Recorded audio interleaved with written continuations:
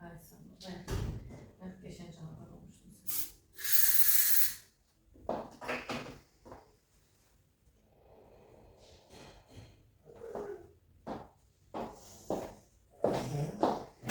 Bu pelengeymiş. Ben buna canavar bu hafta sürülenmiş ya da şişirdi.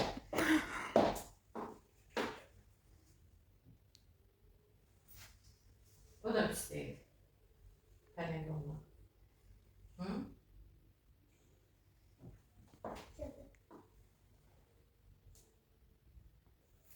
Tuttu? Uttun.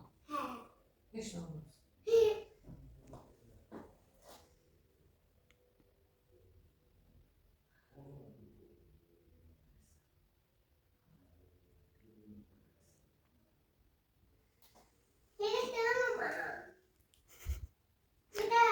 Maması atar mı?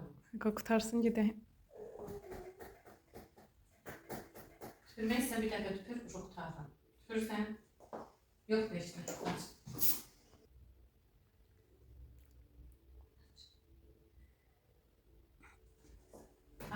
Bağlamak olmaz. Aç, iki aç. Sen bağlayanda şu ben işim kıvranır. İki. Dostlar, heç vaxt diş tirətdirməkdən qorxmuyor. Mənim kimi canavar olan dişlərinizi Koruyun.